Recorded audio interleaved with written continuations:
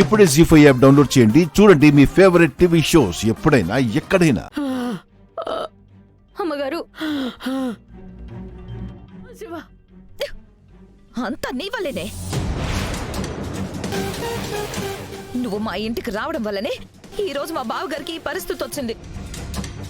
నువ్వు రాకుండా ఉండుంటే బావగారు నీ మీద ప్రేమ పెంచుకునేవారే కాదు.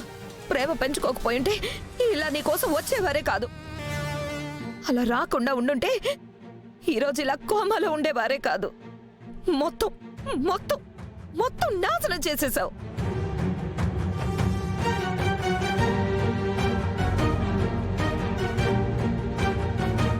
వైదిక, ఇందులో పున్నమి చేసిన తప్పేమీ లేదు. శివదేవ కోసం నేనే పిలిపించాను. మీరు ఊరుకోండి అత్తయ్య. ఇప్పుడు బావగారు ఈ పరిస్థితిలో ఉండడానికి కారణం ఇదే కదా. పున్నమే కాదు, పున్నమి మీద దాడి చేసిన వాళ్ళు ఎవరో తెలీదమ్మా,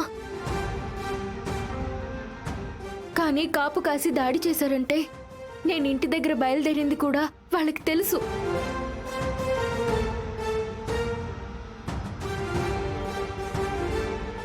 అంటే దాడి చేసిన వాళ్ళు మన చుట్టుపక్కలే ఉంటారమ్మా.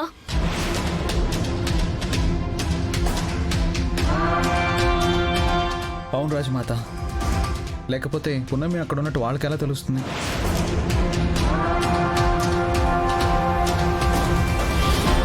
అవునమ్మగారు, మా ఊర్లో నాకేమీ శత్రువులు ఎవరూ లేరు. అవునమ్మగారు, మాకు ఎలాంటి శత్రువులు లేరు. నోరు ముయ్యండి. తల్లి కూతుల్లో ఆడుతున్న నాటకాలు ఆపండి. కూతుర్ని కూతుర్లా పెంచావా నువ్వు? మగరా ఇలా పెంచావు. చూసాం కదా, ఎక్కడ చూసిన గొడవలు. ఆ గొడవలే ఇక్కడి దాకా తీసుకొచ్చి. ఆపండి. ఉన్న టెన్షన్స్ చాలక ఈ గొడవ ఏమిటి? నా బిడ్డని ఎలా కాపాడాలో ఆలోచించుకోకుండా పాపం పున్నమి మీద అరవటం వల్ల ఏమొస్తుంది? శివదేవ్ ప్రాణాల్ని పున్నమి ఎన్నిసార్లు కాపాడిందో మీ అందరికీ తెలుసు కదా. ఇప్పుడు జరిగిన దాంట్లో పున్నమి తప్పేవలేదు. ముందు నా శివయ్య ఎలా బతకాలో ఆలోచించండి. అమ్మ పూర్ణమి, వాళ్ళేదో తప్పుగా మాట్లాడుతున్నారు. నువ్వు కూడా తప్పుగా అర్థం చేసుకోవద్దమ్మా. నా శివ బ్రతకాలి, నా శివదేవికేమి కాకూడదు. భగవంతుడా, నా శివదేవిని బతికించు.